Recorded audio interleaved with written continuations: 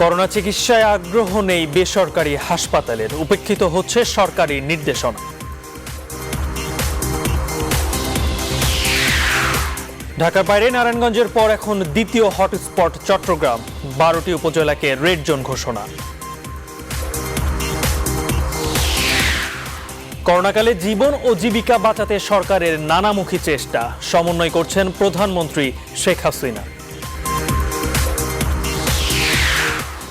ডলারের বাজারে আগুন, বাড়ছে আমদানি খরচ, প্রভাব পড়বে নিত্যপণ্যের দামে।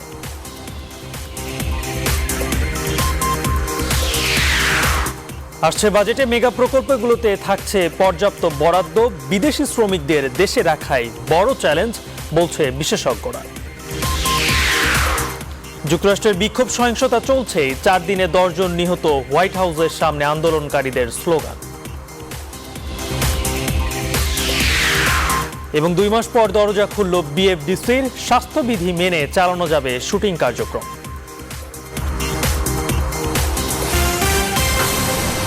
রেইনবো অলরাউন্ডার এক্সটেরিয়র পেইন্ট, বাংলাদেশের আবহাওয়া উপযোগী একমাত্র পেইন্ট। স্বাগত সকাল 9টার বিরতিহীন সংবাদে, সাথে আছে আমি গালিব ইবনে রিয়াজ। দেখছিলেন শিরোনাম, এবারে বিস্তারিত। 50টির বেশি শয্যা বিশিষ্ট দেশের সকল সরকারি বেসরকারি হাসপাতালে পৃথক করোনা ইউনিট চালুর নির্দেশের পেরিয়ে গেছে 10 দিন। তবে এখনও হাতে গোনা কয়েকটি বেসরকারি হাসপাতালে দেওয়া হচ্ছে করোনা রোগীদের চিকিৎসা। প্রাইভেট মেডিকেল অ্যাসোসিয়েশন বলছে, নন কোভিড জটিল রোগীদের নিয়ে বিপাকে পড়েছে বেশ কিছু বেসরকারি হাসপাতাল। রিশাদ হাসান জানাচ্ছেন বিস্তারিত। 24 মে দেশে 50 শয্যার অধিক সকল হাসপাতালে আলাদা করোনা ইউনিট চালুর নির্দেশ দেয় স্বাস্থ্য মন্ত্রণালয়। নির্দেশনার 10 দিন পেরিয়ে গেলেও মাত্র কয়েকটি বেসরকারি হাসপাতাল ছাড়া বাকিরা এখনো শুরু করেনি করোনা রোগীদের চিকিৎসা। স্বাস্থ্য অধিদপ্তরের কাছে বেসরকারি হাসপাতালগুলোর বিষয়ে জানতে চাইলে মাত্র কয়েকটি বেসরকারি হাসপাতালের নাম পাওয়া যায়, যার বাইরে প্রস্তুতি নিয়েছে আর মাত্র 2টি বেসরকারি মেডিকেল কলেজ। কোভিড-19 পজিটিভ পেশেন্টের জন্য আমাদের কিন্তু ঢাকা শহরে ডেডিকেটেড হাসপাতাল আছে, সরকারি ও বেসরকারি পর্যায়ে আছে। বেসরকারির মধ্যে যেমন আছে আনোয়ার খান মডার্ন, হলি ফ্যামিলি, তারপর স্বাধীনতা ফাউন্ডেশন, রিজেন্ট হাসপাতাল, এগুলোর মধ্যে বেসরকারি পর্যায়ে আছে। অথচ প্রাইভেট মেডিকেল কলেজ অ্যাসোসিয়েশনের অধীনে অন্তত 69টি বেসরকারি হাসপাতাল রয়েছে। তবে কেন এখনো প্রস্তুত নয় তারা, এমন প্রশ্ন ছিল সংগঠনটির সভাপতির কাছে। অলমোস্ট সবাই কিন্তু ব্যবস্থা নিচে, শুধু 2-1টা বা কিছু ক্ষেত্রে যেটা বললাম যে জটিল রোগী আছে, সেইখানে একটু সমস্যা এবং আমরা যেটা বলছি হেলথ মিনিস্ট্রিকে যে এই বিষয়টাকে গভীরভাবে আরো পর্যালোচনা করা দরকার। ওনারাও কিন্তু এই বিষয় নিয়ে চিন্তা করতেছে। স্বাস্থ্য মন্ত্রণালয়ের এই নির্দেশ জারির সময় দেশে করোনা রোগীর সংখ্যা ছিল 36,000-এর বেশি, যা এরই মধ্যে ছাড়িয়ে 55,000।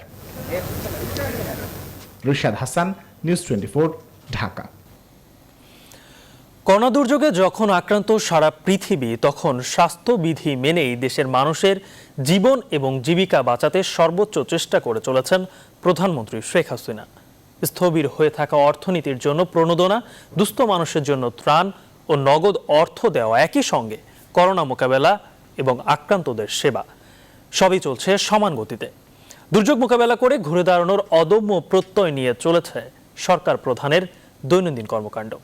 শাহ আলী জয়ের রিপোর্টে বিস্তারিত। করোনা দুর্যোগে থমকে গেছে বিশ্ব, স্তব্ধ হয়ে থাকা বৈশ্বিক অর্থনীতির বিরূপ প্রভাব পড়েছে দেশের খেটে খাওয়া সাধারণ মানুষের উপর। কি হচ্ছে, কি হতে পারে অজানা, এমন হাজারো আশঙ্কা যখন মানুষের মনে, তখন শক্ত হাতে পরিস্থিতি সামাল দিয়ে চলেছেন প্রধানমন্ত্রী শেখ হাসিনা। যতদিন না এই সংকট কাটবে, ততদিন আমি এবং আমার সরকার আপনাদের পাশে থাকব ইনশাআল্লাহ। অঘোষিত লকডাউনকালে সামাজিক নিরাপত্তা বলয়ের বাইরে থাকা 50 লাখ মানুষকে নগদ 2,500 টাকা অর্থ সহায়তা করেছেন প্রধানমন্ত্রী। সম্ভাব্য মন্দা মোকাবেলায় কৃষি, শিল্প, গার্মেন্টস খাত সহ বিভিন্ন সেক্টরে 19টি প্যাকেজে 1,03,117 কোটি টাকার প্রণোদনা প্যাকেজ দিয়েছেন সরকার প্রধান। সবথেকে বড় কথা এখন মানুষ বাঁচানো এবং মানুষের জীবন যাত্রা যাতে অব্যাহত থাকে সেদিকে বিশেষভাবে দৃষ্টি দেওয়া। দফায় দফায় ভিডিও কনফারেন্সে এখন পর্যন্ত 58 জেলার কর্মকর্তা ও জনপ্রতিনিধিদের সঙ্গে বৈঠক করেছেন প্রধানমন্ত্রী, দিয়েছেন প্রয়োজনীয় দিক নির্দেশনা। প্রতিদিনই কিন্তু বিভিন্ন জনসংযোগ বৈঠক করছেন, সেটা ব্যাংকিং বিষয়ে হোক, সমিতির বিষয়ে হোক, হচ্ছে আপনার এই যে আমাদের ময়লার সিচুয়েশন হোক, সবসময় কিন্তু নিয়মিত সেটা আপডেটও নিচ্ছেন এবং প্রয়োজনীয় নির্দেশনা দিচ্ছেন। করোনা সংকটে যখন হুমকির মুখে গণস্বাস্থ্য, তখন স্বাস্থ্য ব্যবস্থার দিক নির্দেশনাও আসছে সরকার প্রধানের কাছ থেকে। N95 লেখা আপনার বক্স ভিতরে যে জিনিসটা সেটা সঠিক থাকে কিনা এটা একটু আপনাদের দেখা দরকার। দুর্যোগের মধ্যেও নিশ্চিত করতে হবে খাদ্য নিরাপত্তা। তাই শ্রমিক সংকটের কারণে থেমে থাকেনি ধান কাটা। শেখ হাসিনার নির্দেশে কৃষকদের সহায়তায় মাঠে নেমে পড়েন দলের নেতাকর্মীরা। করোনা মোকাবেলায় চাই সমন্বিত উদ্যোগ। এ লক্ষ্যে বহির্বিশ্বের সঙ্গেও যোগাযোগ চলছে নিয়মিত। সর্বোপরি আমরা যেটা ওনার কাছ থেকে জানতে পেরেছি সেটা হচ্ছে যে প্রতিটা দেশের রাষ্ট্রনায়করাই কিন্তু বলেছে যে কোনো ধরনের সহযোগিতা করতে তারা প্রস্তুত আছে। সরকার প্রধানের দৃঢ় ঘোষণা, সরকারের জনবান্ধব সব উদ্যোগ দলমত নির্বিশেষে সকল মানুষের জন্য। কারণ পিতার মতো শেখ হাসিনার ভাবনার মূলেও বাংলার মানুষ। যার ঘরে খাবার নাই তার ঘরে খাবার পৌঁছে দিতে হবে। আমি চাই আওয়ামী লীগের প্রত্যেকটা নেতাকর্মী সেই মানসিকতা নিয়ে কাজ করবে। কে আমার ভোটার কে আমার ভোটার না সেটা দেখার দরকার নেই। শাহ আলী জয়, নিউজ 24, ঢাকা। সামাজিক দূরত্ব, কোয়ারেন্টাইন নিশ্চিত করতে নিরলসভাবে কাজ করে যাচ্ছে পুলিশ বাহিনী। মহামারীর এই সময় নানান মানবিক কাজ করে মানুষের পাশেই রয়েছে এই আইনশৃঙ্খলা বাহিনী। স্বরাষ্ট্রমন্ত্রী জানালেন, সব ধরনের দুর্যোগকে মাথায় রেখে আইনশৃঙ্খলা বাহিনী সব সেবার জন্যই প্রস্তুত আছে। আরও জানাচ্ছেন মৌ খন্দকার। শক্ত লাঠির বদলে মানবতার বাণী নিয়ে জনতার পাশে পুলিশ। পেটোয়া বাহিনীর এই নতুন রূপের সঙ্গে আমজনতার পরিচয় করিয়ে দিয়েছে করোনা ভাইরাস। একসময় ভাবা হতো আইন প্রয়োগ করতে হলে তাদের অতিমাত্রায় কঠোর হতে হবে, আর এখন ভাবছে কতটা মানবিক হয়ে আইন প্রয়োগ করা যায়। আর সেই হারানো প্রক্রিয়া ফিরে এসেছে পুলিশের হারানো উজ্জ্বল ভাবমূর্তিটিও। পুলিশের অতিরিক্ত কমিশনার বলেন, করোনা মোকাবেলায় দেশের পুলিশের কাজের তালিকা অনেক বিস্তৃত। অনেক আমাদের দুর্যোগ গিয়েছে, আমাদের বিপর্যয় গিয়েছে, আমাদের অনেক দুঃখজনক পরিস্থিতি সৃষ্টি হয়েছে। ফ্যামিলির দুরবস্থা আমরা দেখেছি, অনেকে শাহাদাত বরণ করেছেন, তাদের ফ্যামিলির পাশে বাংলাদেশ পুলিশ দাঁড়িয়েছে। আমরা কাজ করছি ফিল্ডে, আমাদের কাজটা তখন সহজ এবং ফলপ্রসূ হবে জনসাধারণ যদি স্বাস্থ্য সচেতনতা মেনে চলেন, তারা হয়তো বাইরে না আসেন। নিউজ 24-কে একান্ত সাক্ষাৎকারে স্বরাষ্ট্রমন্ত্রী বলেন, করোনা মোকাবেলায় সাধারণ জনগণকে সেবা দিতে গিয়ে প্রাণহানি হয়েছে কিছু পুলিশ সদস্যদের, যে ক্ষতি সহজে পূরণের নয়। প্রথম আপনি লক্ষ্য করেছেন দাফন দেবার লোকও থাকতো না, আমাদের পুলিশ সেই মাস্ক টাস্ক পরে দাফনও দিয়েছে। যে কোনো চ্যালেঞ্জ আমাদের নিরাপত্তা বাহিনী, আমাদের পুলিশ, আমাদের র্যাব, আমাদের বিজিবি, আমাদের আনসার, কোস্টগার্ড সবাই প্রস্তুত আছে যে কোনো চ্যালেঞ্জ মোকাবেলা। তিনি মনে করেন, করোনার এই দুর্যোগকালীন সময়ে সামনের সারিতে থেকেই নেতৃত্ব দিয়ে চলেছে পুলিশ বাহিনী। করোনা সংকটকালে সব শ্রেণী পেশার মানুষকে এক ধরনের চ্যালেঞ্জের মুখোমুখি হতে হচ্ছে। আর এই চ্যালেঞ্জকে মাথায় নিয়ে প্রথম সারির যোদ্ধা হিসেবে আইন শৃঙ্খলা বাহিনীর সদস্যরা মাঠে কাজ করে যাচ্ছেন। মাঠ পর্যায়ে এগুলো বাস্তবায়ন করতে হলে করোনাকালীন সময়ে মানবিক পুলিশকে আরও বেশি জনবান্ধব হয়ে উঠতে হবে, এমনটাই প্রত্যাশা গণমানুষের। মৌ খন্দকার, নিউজ 24, ঢাকা। জেলা জুড়ে ৩,০০০-এর বেশি আক্রান্ত, মারা গেছেন অর্ধশতাধিক মানুষ। ঢাকার বাইরে নারায়ণগঞ্জের পর তাই দ্বিতীয় হটস্পট এখন চট্টগ্রাম। এর মধ্যেই চলছে গণপরিবহন। মানুষকে সচেতন করতে চট্টগ্রামের 12টি উপজেলাকে রেড জোন ঘোষণা করেছে স্বাস্থ্য অধিদপ্তর। টেস্ট বাড়াতে নেওয়া হচ্ছে নানা উদ্যোগ। নয়ন বড়ুয়াজয়ের তথ্য ও ছবিতে টেক্সট রিপোর্ট। গণপরিবহন চালু হওয়ার পর গেল সোমবার একদিনেই চট্টগ্রামে করোনা শনাক্ত হয় 200 জনের। এ পর্যন্ত জেলায় আক্রান্ত হয়েছেন 3000-এর বেশি মানুষ। এই ভাইরাসের হানায় প্রাণ হারিয়েছেন 70 জন। পরিস্থিতি যেদিকে যাচ্ছে তাতে অল্প দিনেই মহামারী হতে পারে বলে শঙ্কা জেলা সিভিল সার্জনের। বলছেন, টেস্ট বাড়াতে এরই মধ্যে নেওয়া হয়েছে নানা উদ্যোগ। প্রথমত আমাদের পরীক্ষার সুযোগ বাড়ছে, দ্বিতীয়ত আমাদের জনগণ স্বাস্থ্যবিধি মানছে না, তৃতীয়ত বাইরের অন্যান্য জেলার ব্যবসায়িক কারণ হোক তারা আমাদের চট্টগ্রামে আগমন করতেছেন, এ কারণেও আমাদের রোগ বাড়ছে। স্বাস্থ্য অধিদপ্তরের বাইরে অন্যান্য প্রতিষ্ঠানও ভাইরাস মোকাবেলায় এগিয়ে আসছে। এরই মধ্যে চট্টগ্রাম মেডিকেল কলেজ হাসপাতালে চট্টগ্রাম চেম্বারের অর্থায়নে বসানো হয়েছে নমুনা সংগ্রহের বুথ। অনেক জায়গায় গিয়েও তাদের টেস্টটা কিন্তু করাতে পারছে না, এই কারণে মানুষ একদিন 2 দিন 3 দিন অপেক্ষা করে লম্বা লাইন দিয়ে তারা চলে যেতে হচ্ছে। সেই জন্য আমরা চিন্তা করলাম যে টেস্টটা যদি হয় তাহলে বুথের অভাবে অনেকে পারতেছে না, সেই জন্য আমরা বুথগুলো স্থাপন করে দিলাম মেডিকেল কলেজ। নাগরিক সমাজের প্রতিনিধিরা বলছেন স্বাস্থ্যবিধি না মেনে গণপরিবহন চললে পরিস্থিতি খারাপ হবে। গেল কয়েকদিনের পরিসংখ্যান সেটাই প্রমাণ করে। একদিকে সরকারি ছুটি লকডাউন বৃদ্ধি করা হয়নি, অপরদিকে গণপরিবহন চালু করার যে দূরদর্শী সিদ্ধান্ত, তার ফলশ্রুতিতে দেশে এই রোগের বিস্তার ভয়াবহ আকার ধারণ করার সম্ভাবনা দেখা দিয়েছে। চিকিৎসা সংকট কাটাতে চট্টগ্রামের বেসরকারি হাসপাতালগুলোতেও করোনা আক্রান্তদের চিকিৎসা দেওয়ার সিদ্ধান্ত নিয়েছে স্বাস্থ্য অধিদপ্তর। Desk report, news 24। চট্টগ্রামকে করোনা রেড জোন হিসেবে ঘোষণার পর পরীক্ষা বাড়ানোর উদ্যোগ নেওয়া হয়েছে। নমুনা সংগ্রহে শহরের বেশ কয়েকটি স্থানে স্থাপন করা হয়েছে বুথ। এ বিষয়ে বিস্তারিত জানাতে চট্টগ্রাম থেকে আমাদের সাথে যুক্ত হচ্ছেন সহকর্মী নয়ন বড়ুয়া। জয়, বুথগুলো তো আজ উদ্বোধন করার কথা রয়েছে, আর এই বুথগুলোতে আসলে পরীক্ষা করতে হলে কি কি নিয়ম রয়েছে আর কতগুলো বুথ স্থাপন করা হয়েছে?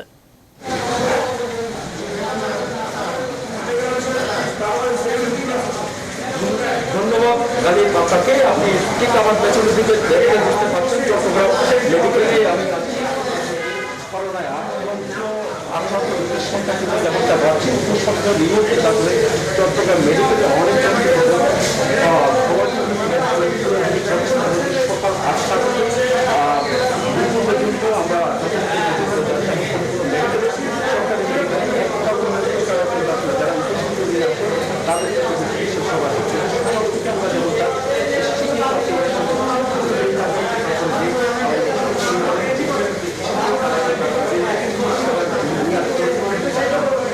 চেষ্টা করছেন, কিন্তু আমরা যতটুকু পর্যন্ত আমরা জেনেছি, আপনি অবশ্যই লক্ষ্য করছেন এই এতক্ষণ ধরে যে আমরা দেখানোর জন্য চাচ্ছি, আপনি অবশ্যই লক্ষ্য করছেন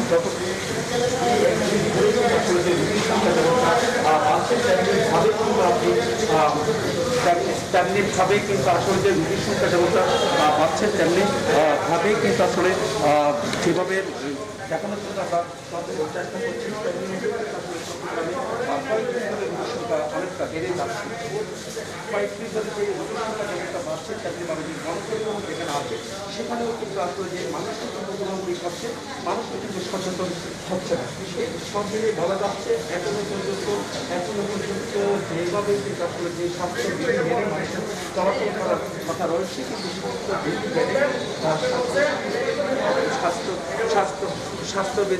স্বাস্থ্যবিধি মেনে যেভাবে চলাচল করার কথা ছিল, কিন্তু এখনো পর্যন্ত স্বাস্থ্যবিধি অনেকজনে কিন্তু মানছে না। কিন্তু সব মিলিয়ে বলা যায় যারা চিকিৎসক যারা আছেন তারা কিন্তু আসলে যেভাবে কিন্তু আসলে চিকিৎসা সেবা দিচ্ছে, চিকিৎসা সেবা দিলেও কিন্তু একটা হচ্ছে মেডিকেলের যে বুথগুলি আমরা আপনাকে দেখানোর জন্য চাচ্ছি। নতুন করে যে বুথগুলো স্থাপন করা হয়েছে আসলে 11টার দিকে সেই বুথগুলি কিন্তু আসলে উদ্বোধন করার কথা রয়েছে। এই বুথে কিন্তু আসলে যারা উপসর্গ নিয়ে আসবেন তাদের কিন্তু পরীক্ষা এখানে হবে, কিন্তু পরীক্ষার পরে কিন্তু আসলে যারা কিন্তু এই জায়গায় নমুনা সংগ্রহ করার পর একদিন পরে কিন্তু আসলে টেস্ট হওয়ার পরে কিন্তু আসলে বর্তমানে আসলে তারা যে করোনায় আক্রান্ত। সব মিলিয়ে বলা যাচ্ছে আমরা যতক্ষণ পর্যন্ত আপনাকে দেখানোর জন্য চেষ্টা করছি এই জায়গায় নয়, চট্টগ্রাম মেডিকেল নয়, চট্টগ্রাম মেডিকেল ছাড়াও চট্টগ্রাম প্রেস ক্লাবের সামনেও বুথ স্থাপন করা হয়েছে। চট্টগ্রাম প্রেস ক্লাব ছাড়াও কিন্তু আসলে আরেকটি শিক্ষা প্রতিষ্ঠানের সামনে বুথ স্থাপন করা হয়েছে। চট্টগ্রাম সিটি কর্পোরেশনের মেয়র যেমনটা আমাদেরকে জানিয়েছেন, তিনি বলছেন চট্টগ্রামের 12টি জায়গায় 12টি বুথ স্থাপন করা হবে বলে আমাদেরকে জানিয়েছেন। তো এই ছিল আমার এখানকার সর্বশেষ। ফিরে যাচ্ছে স্টুডিওতে কালিমের কাছে। জয়, আপনাকে ধন্যবাদ। দর্শক, চট্টগ্রামে করোনা টেস্ট বাড়ানোর জন্য কয়েকটি নতুন করে বুথ স্থাপন করা হয়েছে, সে বিষয়ে সর্বশেষ জানাচ্ছিলেন সহকর্মী নয়ন বড়ুয়া। জয়, রাজধানীতে বেড়েছে গণপরিবহন চলাচল, তবে স্বাস্থ্যবিধি পুরোপুরি মানা হচ্ছে না এমন অভিযোগে বাড়ছে। ভাড়া ও সরকার নির্দেশনা নিয়ে যাত্রীদের রয়েছে মিশ্র প্রতিক্রিয়া। নিয়ম মানাতে বসানো হয়েছে বিআরটি এর ভ্রাম্যমাণ আদালত। বিস্তারিত জানাচ্ছেন আলী তালুকদার। করোনায় ঝুঁকি কমাতে গণপরিবহনের চালক ও সহকারীকে বলা হয়েছে স্বাস্থ্যবিধি মেনে চলতে। মুখে মাস্ক, হাতে গ্লাভস আর যাত্রী ওঠার ক্ষেত্রে যা মানা হচ্ছে না পুরোপুরি। গণপরিবহনের ওঠার সময় যাত্রীদের হাতে হ্যান্ড স্যানিটাইজারের বিপরীতে দেয়া হচ্ছে জীবাণুনাশক ডেটল মিশ্রিত পানি। যাত্রীদের শরীর স্পর্শ করেও তুলতে দেখা গেছে অনেক গণপরিবহন। তবে 2টি আসনে একজন যাত্রী আর নির্ধারিত ভাড়া আদায়ের ক্ষেত্রে পাওয়া যায়নি কোনো অভিযোগ। আগে দিতাম 100 টাকা এয়ারপোর্ট তরিতে, ওয়ানা নিচে 160 টাকা। 2 ঘন্টা পর পর নতুন করে হ্যান্ড স্যানিটাইজার ব্যবহার করা হইতেছে এবং পুরা গাড়ি স্প্রে করা হইতেছে। ভাড়া আগে 40 টাকা ছিল, ওই 60% বৃদ্ধিতে যেটা হওয়ার কথা যৌক্তিকভাবে 65 টাকা নিচ্ছে। আর স্বাস্থ্যবিধি মেনেই আমাদের গাড়িতে উঠাইছে, আর লোকজন বেশি উঠাচ্ছে না। এদিকে কতটা নিয়ম মানা হচ্ছে তা নজরদারি করতে অভিযান পরিচালনা করেছে বিআরটি এর নির্বাহী ম্যাজিস্ট্রেট। স্যানিটাইজার রাখা কিংবা ড্রাইভার কন্ট্রাক্টর তারা হাতে গ্লাভস পরছেন কিনা বা মুখে মাস্ক রাখছেন কিনা এই বিষয়গুলো এনশিওর করার চেষ্টা করছি। বেশিরভাগই দেখেছি যে আছে, খুব কম 1-2 হয়তোবা, তো তাদের ক্ষেত্রে সরাসরি আমরা তখন হয়তো কোথাও থেকে এখানে পাওয়া যাচ্ছে, তারা আমাদেরকে এনে দেখাচ্ছেন, করছেন, তারপরে আমরা তাদেরকে ছাড়ছি। করোনা ভাইরাস থেকে বাঁচতে গণপরিবহনে চলাচলে রয়েছে নির্দেশনা। আলী তালুকদার, নিউজ 24, ঢাকা। দর্শকের বিষয়ে বিস্তারিত জানাতে রাজধানীর যাত্রাবাড়ি থেকে যুক্ত হচ্ছেন আমাদের সহকর্মী সৈয়দ রায়হান। রায়হান, 1 জুন থেকে আসলে স্বাস্থ্যবিধি মেনে গণপরিবহন যে চলাচলের নির্দেশনা আছে অনেক ক্ষেত্রে আসলে সেটা মানা হচ্ছে না, তো আজকের চিত্রটা আসলে কেমন?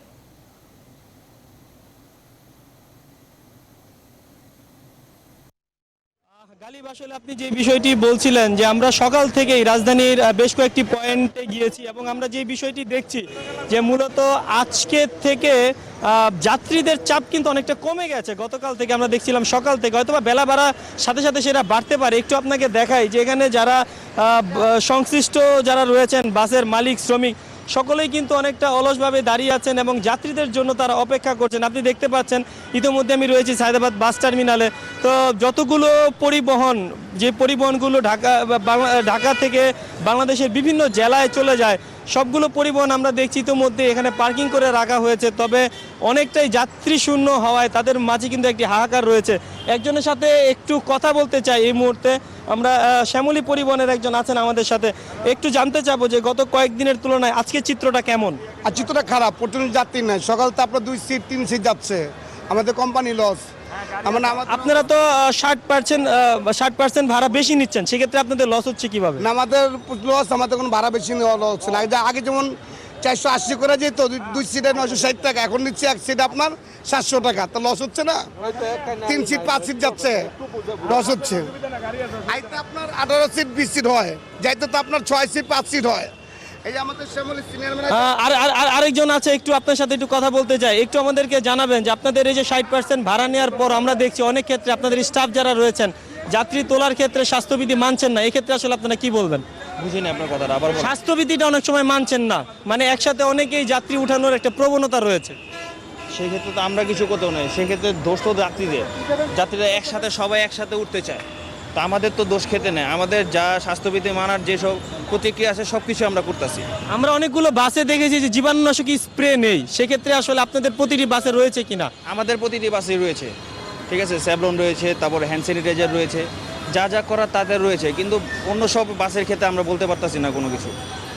গালিব, আসলে যে বিষয়টি আপনি শুনছিলেন, বিভিন্ন পরিবহনের যারা রয়েছেন ইতিমধ্যে আমার আশপাশে দেখতে পাচ্ছেন সকলেই এসেছে, তারা যে বিষয়টি বলছেন যে যাত্রীর অনেকটাই অভাব কিন্তু তারা গতকাল থেকেই দেখছেন এবং বিশেষ করে আজকে সকাল থেকে তারা বলছেন 4 থেকে 5 জন যাত্রী নিয়ে দূরপাল্লার বাসগুলো ছেড়ে গেছে।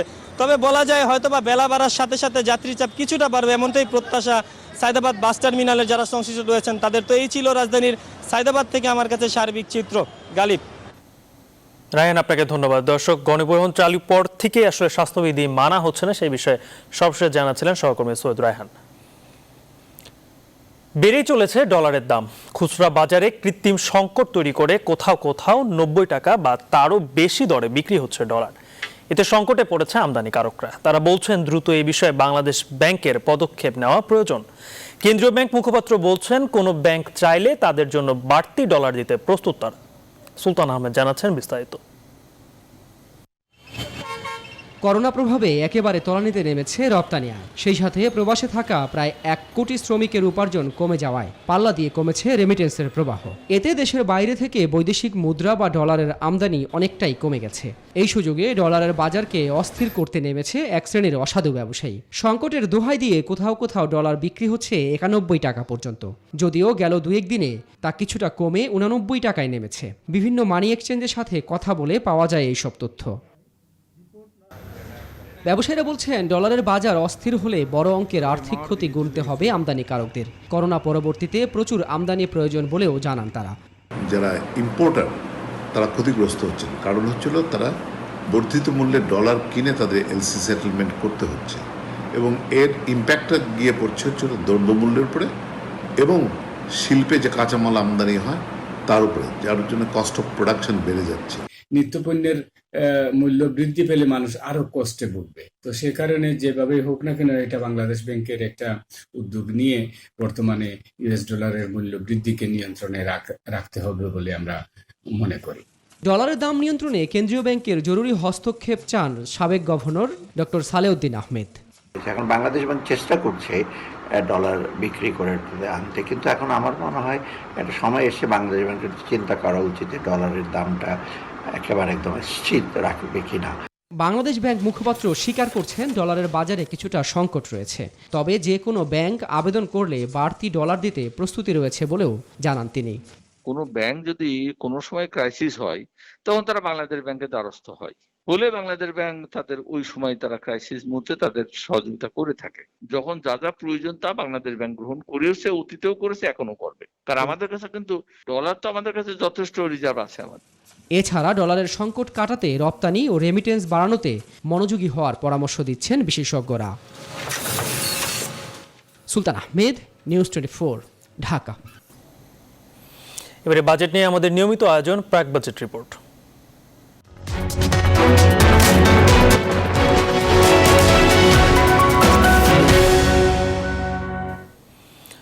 মেগা প্রকল্পগুলোতে গতি ফেরাতে পর্যাপ্ত বরাদ্দ থাকছে আসছে বাজেটে। পরিকল্পনা মন্ত্রী বলছেন, দ্রুত মেগা সব প্রকল্প শেষ করতে চায় সরকার। সেজন্য গুরুত্ব অনুযায়ী প্রয়োজন মতো বরাদ্দ পাচ্ছে মেগা সব প্রকল্প। অর্থনীতিবিদরা বলছেন, করোনা পরিস্থিতি খারাপ হলে বিদেশি শ্রমিক কর্মকর্তাদের বাংলাদেশে রাখা চ্যালেঞ্জ হবে। সেক্ষেত্রে প্রকল্প চালানো কঠিন হবে আরও। প্লাবন রহমানের রিপোর্টে বিস্তারিত। একমাত্র পদ্মা সেতু ছাড়া করোনার ছোবলে গতি হারিয়েছে বেশিরভাগ মেগা প্রকল্প।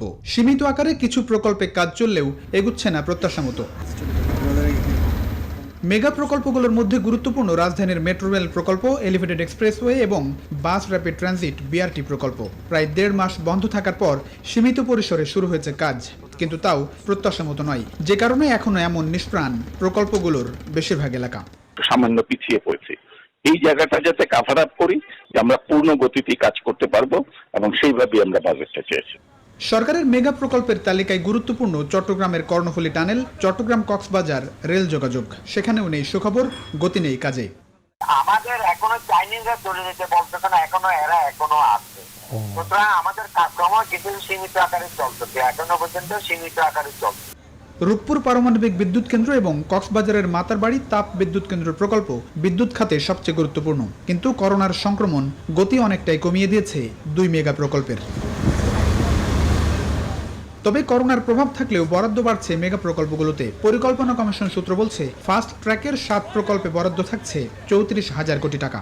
অনিশ্চয়তা দরুন, আনসার্টেনটি এখনো ক্লিয়ার হয় নাই, এর দরুন প্রকল্পগুলার যখন এটা শেষ হওয়ার কথা ছিল সম্ভব হবে না, এটা এখন মোটামুটি স্বীকৃত। আমাদের সরকারের আপ্রাণ চেষ্টা থাকবে এই প্রকল্পগুলোকে অবশ্যই আমাদের শেষ করতে হবে। তবে অর্থনীতিবিদরা বলছেন, বরাদ্দের পাশাপাশি মেগা প্রকল্পগুলোতে কাজের গতি বাড়াতে বিশেষ উদ্যোগ নিতে হবে সরকারকে। মেগা প্রকল্পের জন্য বাজেট তো যেটা চলমান প্রক্রিয়া, কিন্তু যেগুলো চলমান আছে সেগুলোকে চালিয়ে যেতে হবে। তোমরা ভিতরে আসো, কাজ করতেছো, তোমাদের খাওয়া দাওয়া যা লাগে সব দেবো, প্রজেক্ট সাইটের মধ্যেই থাকবা। এখানে দেওয়াল দিয়ে যা করা আছে এখানে এর বাইরে যেতে দিব না তোমাদের। কারণ কোভিড তো আমাদের দেশ থেকে সহজে যাচ্ছে না। সংক্রমণের সাথে আমরা বাস করব, সংক্রমণ হয়তো আরো বাড়বে, কিন্তু সেটাকে ম্যানেজ করতে হবে বড় প্রকল্পের ক্ষেত্রে বিশেষভাবে। সব মিলিয়ে করোনায় কঠিন চ্যালেঞ্জের মুখে সব মেগা প্রকল্প। পাল্টে গেছে হিসাব নিকেশ। বাস্তবতা বলছে বাংলাদেশের পাশাপাশি বৈশ্বিক করোনা পরিস্থিতির উন্নতির উপরে নির্ভর করবে মেগা প্রকল্পগুলোর ভবিষ্যৎ। প্লাবন Rahman, news 24, Dhaka. Corona lockdown শেষে ধীরে ধীরে সবল হচ্ছে সারা দেশ। মৌসুমের কারণে এই মুহূর্তে সাগরে মাছ ধরা নিষেধ, তাই নদীতে জেলেরা সরব হলেও মাছ সরবরাহ কম বরিশালের সবচেয়ে বড় মাছের বাজারে, আর তাই দামও একটু চড়া। দর্শকের ব্যাপারে বিস্তারিত জানাতে বরিশাল থেকে যুক্ত হচ্ছেন সহকর্মী রাহাত খান। রাহাত, পাইকারি বাজারে তো আসলে মাছের যে সরবরাহ তা আসলে কেমন, আর দাম নিয়ে কি বলছেন বিক্রেতারা?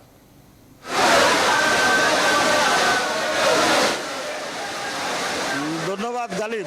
আসলে আপনি জানেন যে সাগরে 65 দিনের জন্য মাছ শিকার নিষিদ্ধ রয়েছে গত 20 মে থেকে 23 জুলাই পর্যন্ত। কারণে সাগর থেকে কোনো মাছ আহরিত হচ্ছে না। অভ্যন্তরীণ নদীতে কিন্তু যে মাছ ধরা হচ্ছে সেটি কিন্তু একটু আহরিত হচ্ছে কম। এ কারণে মাছের সরবরাহ কম। এটি শুধু ইলিশের ক্ষেত্রে নয়, অন্যান্য মাছের ক্ষেত্রেও কম। আমরা একটু বরিশাল নগরীর পোর্ট রোডের যে ইলিশ আড়ত রয়েছে সেই ইলিশ আড়তের খবর জানাবো। এখন দেখেন যে মাছ ব্যবস্থাপনা করা হচ্ছে। এই মাছগুলো অভ্যন্তরীণ নদী থেকে আহরিত হয়েছে।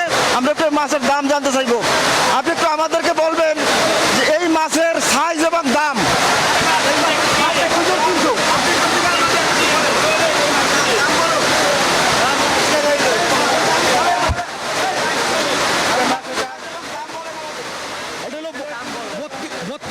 টাকা দর, 700 গ্রাম হইতে 900 গ্রাম পর্যন্ত। দাম কেন এত দাম? মাছ নাই, চাহিদা কম। চাহিদা কমের কারণে এর লিগে মাছের দামটা একটু বেশি। ধন্যবাদ। আপনি শুনছিলেন যে মাছ কম, চাহিদা বেশি, এই কারণে ইলিশের দাম বেশি। আমরা একটু অন্যান্য যে মাছ রয়েছে বাজারে সেই মাছের চিত্র দেখাবো। দেখুন, এখন আমরা ক্যামেরায় দেখাচ্ছি, দেখানোর চেষ্টা করব বাজারের যে চিংড়ি মাছ রয়েছে, বড় বড় চিংড়ি মাছ, যে মাছগুলো এর আগে বিভিন্ন সময় 500 থেকে 550 টাকা কেজিতে বিক্রি হতো, সেই মাছগুলো এখন উচ্চ দামে বিক্রি হচ্ছে। একই সাথে যে দেশীয় যে অন্যান্য প্রজাতির মাছ রয়েছে, আমরা একটু জানবো এখানের যিনি বিক্রেতা তার কাছ থেকে এই চিংড়ি মাছের কেজি কত করে এবং এই মাছের নাম কি? নদীর চিংড়ি মাছ, নদীর মটকা চিংড়ি মাছ, নদীর মটকা চিংড়ি মাছ। কত করে কেজি? বিক্রি হয়েছে 750 টাকা কেজি। এত দাম কেন? মাছ কম বর্তমানে বাজারে। এগুলো কি মাছ? পোমা মাছ, কোরাল মাছ, চিংড়ি মাছ। এটা 650। বাজারে এরকম কিনে ওইরকম বিক্রি হচ্ছে মাছ। আর যে রুই কাতলা মাছ বা এই দেশীয় কি কি মাছ আছে? রুই আছে, কাতল আছে, চিতল আছে। মোটামুটি বাজারে একটু বেশি। 200-250 টাকা কেজি। ইলিশের মাছের কেজি 700 টাকা। মাছের দাম 700 টাকা। মাছের আমদানি তো কম, এই জন্য। ধন্যবাদ। আমরা একটু কথা বলবো এখানকার দুজন আড়তদারের সাথে। ভাই, যে এটা অন্যান্য যে দেশীয় প্রজাতির মাছের দাম বেশি কেন? দামটা বেশি হয়েছে। আপনি জানেন যে বর্তমানে একটা 65 দিনের মৎস্য বিভাগের একটা অভিযান চলতে আছে। অভিযানের জন্য সামুদ্রিক যে মাছটা ওটা বর্তমানে আমদানি হইতেছে না, বিধায় আপনি দেশি মাছের দামটা বেশি। আর ইলিশের সরবরাহ বাড়বে শীঘ্র? না, ইলিশের দাম সরবরাহ বাড়বে না।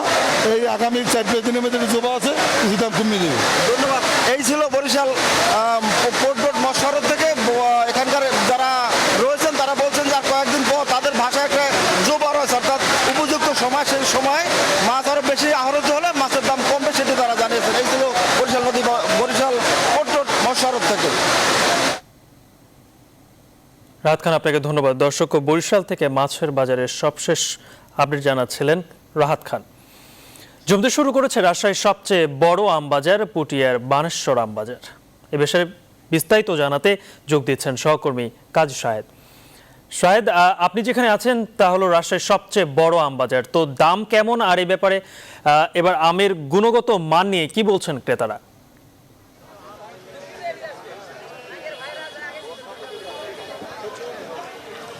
শুভ সকাল গালিব। আমরা আছি রাজশাহীর সবচেয়ে বড় আমের বাজার, বলা যায় যে দেশেরও সবচেয়ে বড় আমের বাজার পুঠিয়ার বানেশ্বরের হাটে। এখনো ঠিক জমে ওঠেনি বাজারটি। আর একটু বেলা বাড়ার সঙ্গে সঙ্গে যারা গাছ থেকে আম নামান, বাগান থেকে যারা আম সংগ্রহ করেন, তারা এখানে আমগুলি নিয়ে আসবেন। তারপরে এটি একেবারে মানুষের লোকারণ্য হবে, পাইকার এবং ক্রেতা বিক্রেতায় জমজমাট হয়ে উঠবে হাটটি।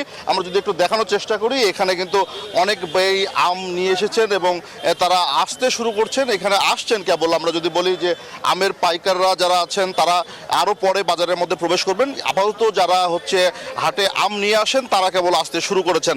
আমরা এখানে দেখছি যে নানা রকমের আট আমরা গত 15ই মে থেকে আম নামানো শুরু হয়েছে। আমরা যদি একটু কথা বলার চেষ্টা করি, একটু দেখাই, আমরা একটু টেলিভিশনে একটু দেখাচ্ছি একটু এই যে আমগুলি আছে এখানে বিভিন্ন জাতের আম। আপনি কি আমাদেরকে একটু বলবেন যে কোনটা কোন জাতের আম? এটা স্যার হিমসাগর খেসা, এটা গোপাল, এটাও গোপাল। এগুলো দাম কেমন চলছে? এই খেসার বাজার যাচ্ছে 2000 টাকা মন, আর গোপাল 2200-2400 টাকা মন। আপনারা যারা এই যে আমের ব্যবসা করেন, আমরা তো জানি যে করোনার সময় অনেক সমস্যায় পড়েছেন, সেটি কি এখনো আছে নাকি কেটে গেছে? না, এখনো কাটেনি, খুব সমস্যার ভিতরে আছি। তারপরও আমরা তো পেটের দায়ে ধরেন দোকান দিতে হচ্ছে। দাম কেমন পাচ্ছেন আমের? খুব একটা পাচ্ছি না। ধন্যবাদ আপনাকে। আমের বাজার জমতে শুরু করেছে। আমরা যদি এদিকে একটু দেখানোর চেষ্টা করি, যারা আম কিনে এখান থেকে হয়তো রাজশাহীর বাইরে পাঠাবেন, তাদের যে আমগুলি এখানে প্যাকেট করা হচ্ছে, আম কেনা হচ্ছে, এগুলো খেরসাপাত আম, তাই তো? খেরসাপাত, এগুলোর দাম কেমন চলছে এখন? 1800-2000 তাই এই যে আপনারা প্যাকেট করছেন, এই আমগুলি কোথায় যাবে? মানে সিলেট যায়, চট্টগ্রাম যায়, বাইরে যায়।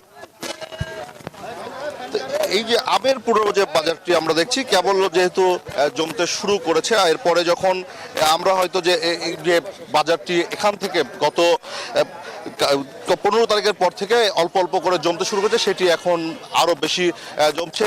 যেখানে পুরো বাজারের যারা ক্রেতা বিক্রেতারা আছেন তারা সবাই কিন্তু যেটি বলছেন যে করোনার কারণে কিছুদিন এই বাজারটিতে খুব একটি জমেছিল না, কিন্তু এখন জমছে এবং আমের যে দাম সেটি কিন্তু মোটামুটি গতবারের যে আমের দাম ছিল তার তুলনায় এবার একটা ভালো বাজার পাওয়া যাচ্ছে।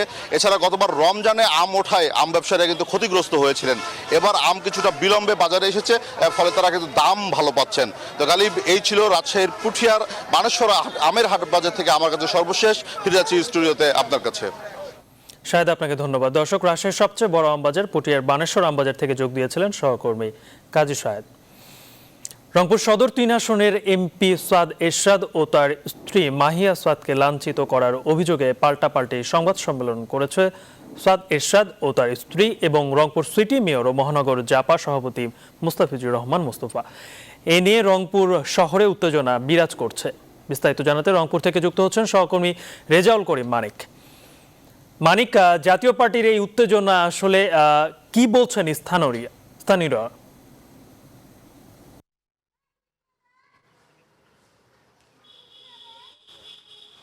গালিব, আপনাকে অসংখ্য ধন্যবাদ। আপনি জানেন জাতীয় পার্টির চেয়ারম্যান প্রয়াত রাষ্ট্রপতি হোসেন মোহাম্মদ এরশাদের রংপুরের জাতীয় পার্টি এখন অনেকটাই লন্ডভন্ড পরিস্থিতিতে পড়ে গেছে।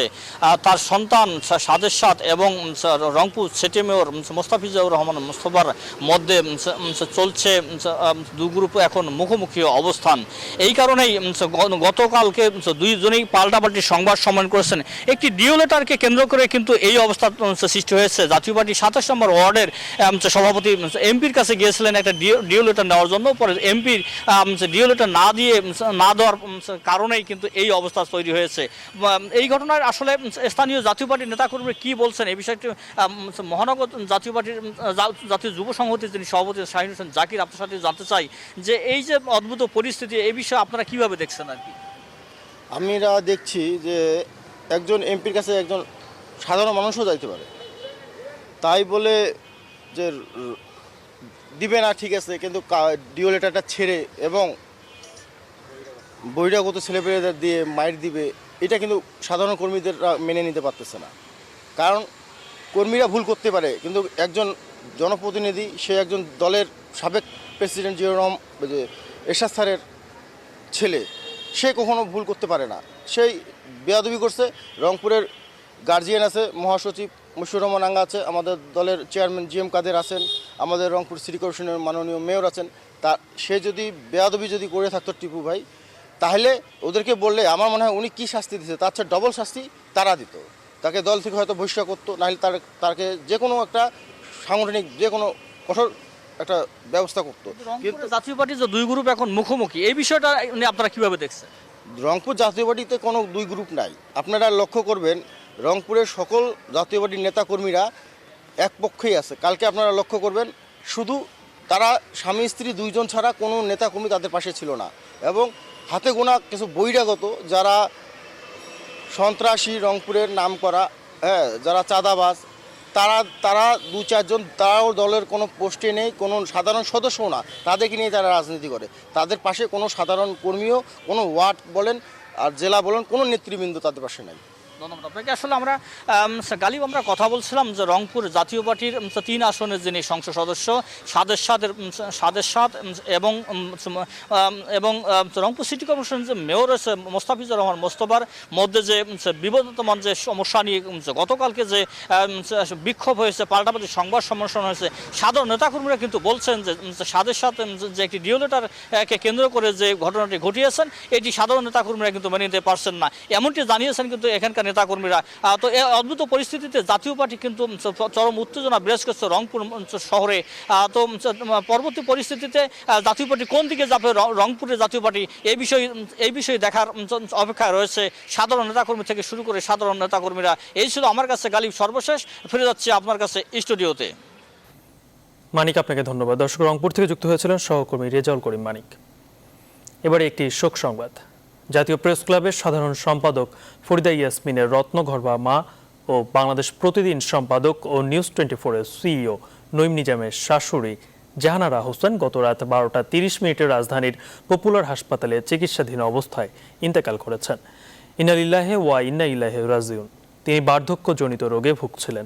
মৃত্যুর সময় তিনি 5 মেয়ে, 4 ছেলে, নাতি নাতনি ও অসংখ্য আত্মীয় স্বজনদের রেখে গেছেন। তিনি তার 9 ছেলে মেয়েকে উচ্চশিক্ষায় শিক্ষিত করেছেন। তারা সবাই স্ব ক্ষেত্রে প্রতিষ্ঠিত। গত বছর রত্নগর্ভা মা হিসেবে সম্মাননা পেয়েছেন তিনি। এবার অন্যান্য প্রসঙ্গ। গাইবান্ধার যমুনা নদীর ডান তীর সংরক্ষণ প্রকল্পের কাজ চলছে ধীর গতিতে। 2021 সালের জুন মাসে প্রকল্পের কাজ শেষ হওয়ার কথা থাকলেও এখন পর্যন্ত মাত্র 40% কাজ শেষ হয়েছে। ঠিকাদারদের গাফিলতির কারণে আসন্ন বর্ষা মৌসুমে বন্যা ও ভাঙনের আশঙ্কা করছেন কয়েক লাখ মানুষ। সাইফুল ইসলাম প্রিন্সের তথ্য ও ছবিতে ডেস্ক রিপোর্ট। গেল কয়েক বছর ধরেই যমুনা নদীর ভাঙ্গন অব্যাহত রয়েছে গাইবান্ধা সদর উপজেলার বাগুড়িয়া থেকে ফুলছড়ি উপজেলার গজারিয়ার গণকবর পর্যন্ত। ভাঙ্গন রোধে স্থানীয়দের দীর্ঘদিনের দাবির প্রেক্ষিতে 2018 সালের 1 জুন থেকে পানি উন্নয়ন বোর্ডের তত্ত্বাবধানে এ প্রকল্পের কাজ শুরু করে বাংলাদেশ নৌবাহিনীর ঠিকাদারি প্রতিষ্ঠান ডকইয়ার্ড ইঞ্জিনিয়ারিং ওয়ার্কস লিমিটেড। স্থানীয়রা জানান, এই প্রকল্পের কাজ দ্রুত শেষ করার জন্য একটির পরিবর্তে 4টি ঠিকাদারি প্রতিষ্ঠানকে কাজ দেওয়ার পরও নির্মাণ কাজ শেষ হয়েছে মাত্র 40%। ডকইয়ার্ড ইঞ্জিনিয়ারিং ওয়ার্কস লিমিটেড এবং ফরিদউদ্দিন ট্রেডার্সের কাজ কিছুটা দৃশ্যমান হলেও যমুনা নদীর ডান তীর এলাকায় কিছু ব্লক ফেলা ছাড়া উল্লেখযোগ্য কোনো অগ্রগতি নেই এসএস ইঞ্জিনিয়ারিং লিমিটেডের। এছাড়া কোনো কাজই করেনি ডিএসসি গ্লোবাল লিমিটেড নামের আরেকটি ঠিকাদারি প্রতিষ্ঠান। ঠিকাদারদের এমন গাফিলতির কারণে আসন্ন বর্ষা মৌসুমে নদী ভাঙ্গন এবং বন্যার আশঙ্কা করছেন নদী তীরবর্তী কয়েক লাখ মানুষ। তাদের কাজ বলতে কোনো কিছুই দৃশ্য পাওয়া যাচ্ছে না, কোনো সারা শব্দই নেই। এইভাবে যদি ধীর গতিতে কাজ করে আমাদের ভয়াবহ আবার আমরা ভয় করতেছি। তবে এই প্রকল্পের কাজ দ্রুত গতিতে এগিয়ে চলছে, দাবি ডকইয়ার্ড ইঞ্জিনিয়ারিং ওয়ার্কস লিমিটেডের। 4টি অংশে 4টি ভাগে 4 জন ঠিকাদারের মাধ্যমে কাজটি চলতেছে। পুরো কাজটি শেষ করার জন্য খুব দ্রুত গতিতে এবং মানসম্মতভাবে কাজটি করতেছি। কাজের ধীরগতির কথা স্বীকার করে সংশ্লিষ্টরা জানান, এই বিষয়ে ঠিকাদারি প্রতিষ্ঠানগুলোকে এরই মধ্যে একাধিকবার নোটিশ দেওয়া হয়েছে। সবগুলো ঠিকাদারকে প্রতি সপ্তাহে ডাকতেছি, ডেকে তাদের কাজ ত্বরান্বিত করার জন্য আমরা মিটিং করতেছি। আমরা পিডি মহোদয় প্লাস আমাদের ডিজি মহোদয় তাদের তাগাদা প্রদান করতেছে। এ প্রকল্পের ব্যয় ধরা হয়েছে 295,50,00,000 টাকা। Desk report, news 24। করোনার প্রভাবে গেল 2 মাস ধরেই যশোরের গদখালিতে ফুলের বাজারে ধস নেমেছে। ভরা মৌসুমেও ফুল বিক্রি করতে না পেরে আর্থিক লোকসান গুনতে হচ্ছে ফুল চাষিদের। এই অবস্থায় ক্ষতি কিছুটা পুষিয়ে নিতে ফুলের পরিবর্তে বর্তমানে সবজি চাষ করছেন ফুল চাষিরা। তবে বাজারের সবজিরও দাম ভালো না পাওয়ায় দিশেহারা তারা। রিপন হোসেনের তথ্য চিত্রে ডেস্ক রিপোর্ট।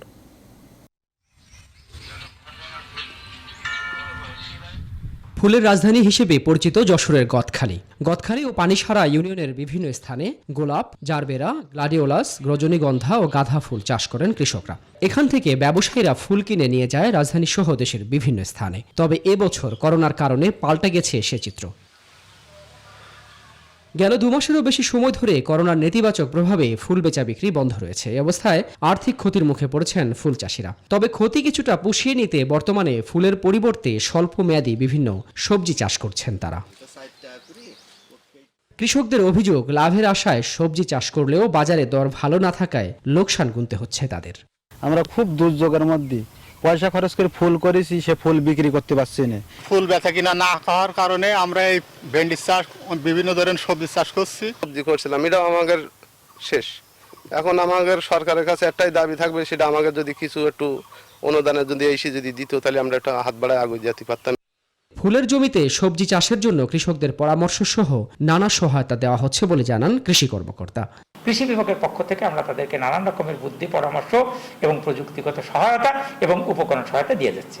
সংশ্লিষ্টরা জানান, করোনার সংক্রমণ রোধে দেশ জুড়ে অঘোষিত লকডাউন চলার সময় এই খাতে সারা দেশে 3 থেকে 350 কোটি টাকার ক্ষতি হয়েছে। এ অবস্থায় সরকারের সহযোগিতাও চান তারা। এই বাজার যদি বসানো বা ফুল বিক্রির কোনো ব্যবস্থা যদি না হয়, তাহলে এই ক্ষতির পরিমাণটা আরো দিন দিন বাড়তে থাকবে।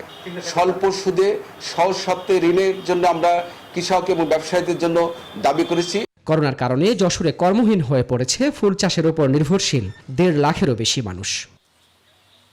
Desk report, news 24।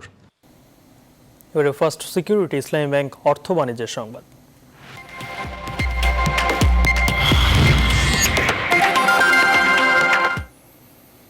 বোরো ধানের ভরা মৌসুমেও চট্টগ্রামের বাজারে চালের দামে স্বস্তি নেই। পাইকারি বাজারে বস্তা প্রতি বেড়েছে 200 থেকে 300 টাকা পর্যন্ত। খুচরা বাজারে চালের দর আরও বেশি হওয়ায় বিপাকে পড়েছে ক্রেতারা। পাইকাররা বলছেন, উত্তরবঙ্গে চালের দাম বেশি, এর প্রভাব পড়েছে এখানকার বাজারে। করোনার দুর্যোগেও চালের দরে ঊর্ধ্বগতিতে হতাশ ক্রেতারা।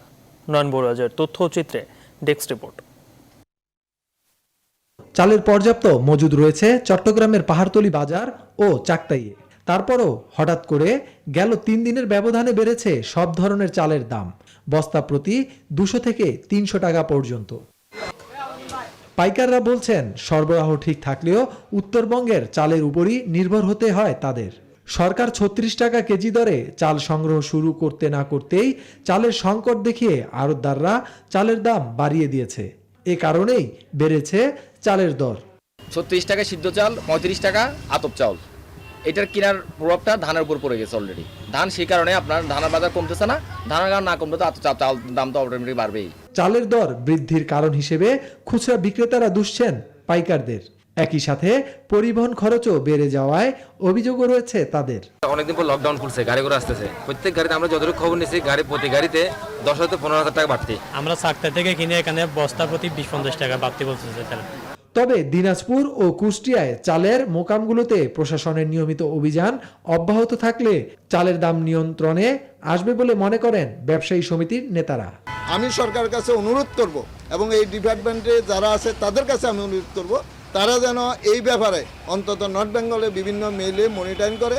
করোনায় পরিস্থিতিতেও দফায় দফায় চালের দর ঊর্ধ্বগতিতে ক্ষুব্ধ সাধারণ ক্রেতারা। রমজান যখন ছিল তখন সবাই সবকিছু ছিল আপনার, এখন রমজান চলে গেছে, এখন হঠাৎ করে চালের দামে বাড়তে সবকিছু বেড়ে গেছে। এই অভিযান যেগুলো চালা সেগুলো থাই কম, আবার যাইলে গিয়ে যেই বাড়তি গেছে, তো এই অভিযান করিয়া কি লাভ বলবো। চট্টগ্রামে পাইকারি বাজারে ইরি চাল বিক্রি হচ্ছে বস্তা প্রতি 1800 থেকে 1900 টাকা, যা 3 দিন আগেও বিক্রি হয়েছে বস্তা প্রতি 1600 টাকা। একই অবস্থা পাইজাম সহ অন্যান্য চালের ক্ষেত্রেও। Desk report, news 24। আবার আন্তর্জাতিক প্রসঙ্গ।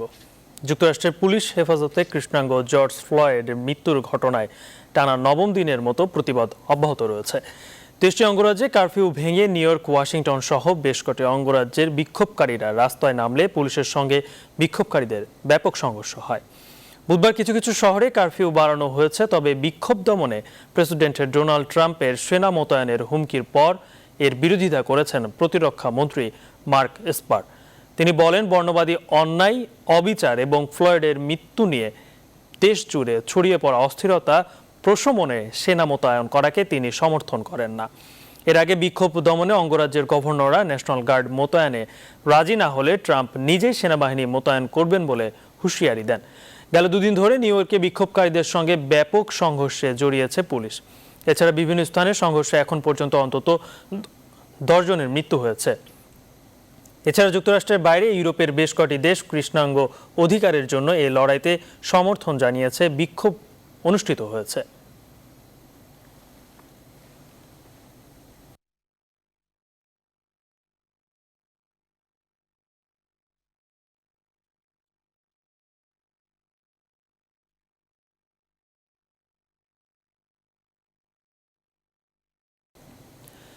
বিশ্বের সিংহভাগ দেশে লকডাউন খুলে দিলেও থেমে নেই মৃত্যুর মিছিল। করোনা ভাইরাসের প্রকোপে গেল 24 ঘন্টায় বিশ্বজুড়ে প্রাণহানি হয়েছে 4,929 জনের। এ নিয়ে বিশ্বজুড়ে মোট মৃতের সংখ্যা ছাড়িয়েছে 3,88,000-এর বেশি। এখন পর্যন্ত আক্রান্ত হয়েছে 65,68,600 মানুষ। যুক্তরাষ্ট্রে মৃত্যুর সংখ্যা কিছুটা কমে এসেছে। গেল 24 ঘন্টায় প্রাণ হারিয়েছে 1,083 জন। দেশটিতে মোট মৃত্যু দাঁড়ালো 1,09,000-এ। এর উপর বিভিন্ন অঙ্গরাজ্যে কৃষ্ণাঙ্গ হত্যা নিয়ে বিক্ষোভ সমাবেশ করোনা সংক্রমণ আরও বাড়াবে বলে আশঙ্কা করা হচ্ছে। এদিকে স্কটল্যান্ডে করোনা ভাইরাসের নতুন মৃত্যু নিয়ে যুক্তরাজ্যে কোভিড-19-এ মৃত্যু 50,000 ছাড়িয়ে গেছে। এছাড়া সংক্রমণ তালিকায় দ্বিতীয় স্থানে থাকা ব্রাজিলে গেল 24 ঘন্টায় বিশ্বের সবচেয়ে বেশি মৃত্যুর ঘটনা ঘটেছে। 1,279 জনের মৃত্যুতে মোট মৃত্যুর সংখ্যা দাঁড়ালো 32,547 জন। এছাড়া ইউরোপ সহ বিশ্বের অনেক দেশেই কমে এসেছে সংক্রমণের সংখ্যা। এদিকে 15 জুন থেকে ইউরোপীয়দের জন্য নিজেদের দ্বার খুলে দিচ্ছে জার্মানি। এশিয়ার মধ্যে গেল 24 ঘন্টায় ভারতে 259 জনের প্রাণহানিতে মোট মৃত্যু 6,000 ছাড়িয়েছে। এদিকে করোনা চিকিৎসায় আইবুপ্রোফেন এবং অভিফাভিয়া নামক দুটি ওষুধ প্রয়োগ শুরু করতে যাচ্ছে যুক্তরাজ্য ও রাশিয়া।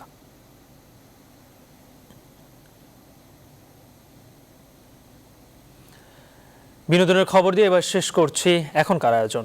টানা 2 মাস সাধারণ ছুটি শেষে দাপ্তরিক কার্যক্রম এবং শুটিং কার্যক্রমে ফিরেছে বাংলাদেশ চলচ্চিত্র উন্নয়ন কর্পোরেশন বিএফডিসি। কেউ চাইলে স্বাস্থ্যবিধি ও সামাজিক দূরত্ব মেনে শুটিং করতে পারবে এফডিসিতে। তবে সিনেমা হল বন্ধ থাকার কারণে বাংলা সিনেমার ভবিষ্যৎ নিয়ে শঙ্কিত সংশ্লিষ্টরা। বিস্তারিত জানাচ্ছেন ফাতেমা কাউসার। করোনা ভাইরাসের কারণে গত 25 মার্চ থেকে বন্ধ ছিল দেশীয় চলচ্চিত্র নির্মাণের প্রাণকেন্দ্র বিএফডিসি। বন্ধ ছিল শুটিং কার্যক্রমও। শেষ হয়েছে সাধারণ ছুটি, স্বাভাবিক হতে শুরু করেছে সব অফিস আদালতের কার্যক্রম। 31 মে থেকে বিএফডিসির কর্মকর্তা কর্মচারীরাও যোগ দিয়েছেন কাজে। বিএফডিসি প্রধান গেটে জীবাণুনাশক বুথ বসানোর পাশাপাশি কয়েকটি স্থানে রাখা হয়েছে হাত ধোয়ার ব্যবস্থাও। প্রস্তুত করা হয়েছে শুটিং ফ্লোরগুলো। সংশ্লিষ্টরা জানান সব রকমের স্বাস্থ্যবিধি মেনে শুটিং করতে পারবেন নির্মাতারা। আমরা তো ছবি লজিস্টিক সাপোর্টটা দিয়ে থাকি। আমরা এক্ষেত্রে পুরোপুরি প্রস্তুত।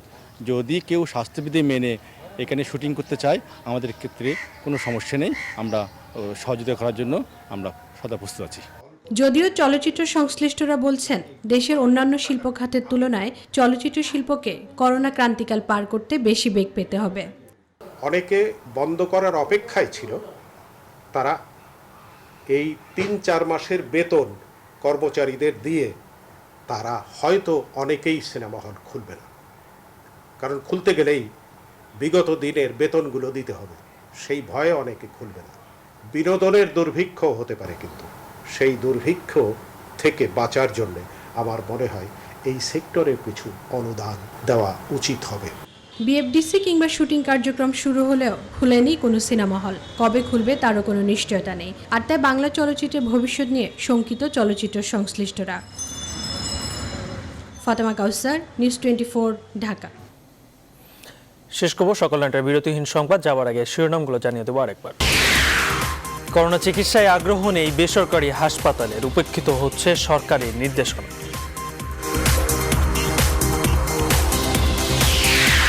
ঢাকার বাইরে নারায়ণগঞ্জের পর এখন দ্বিতীয় হটস্পট চট্টগ্রাম, 12টি উপজেলাকে রেড জোন ঘোষণা।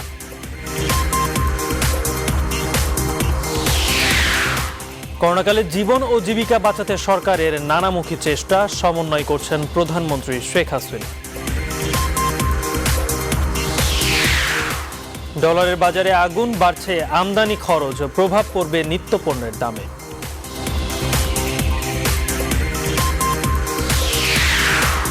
আসছে বাজেটে মেকআপ প্রকল্পগুলোতে থাকছে পর্যাপ্ত বরাদ্দ, বিদেশি শ্রমিকদের দেশে রাখায় বড় চ্যালেঞ্জ বলছে বিশেষজ্ঞরা। যুক্তরাষ্ট্রের বিক্ষোভ সহিংসতা চলছেই, 4 দিনে 10 জন নিহত, হোয়াইট হাউসের সামনে আন্দোলনকারীদের স্লোগান। এবং 2 মাস পর দরজা খুলল বিএফডিসি, স্বাস্থ্যবিধি মেনে চালানো যাবে শুটিং কার্যক্রম।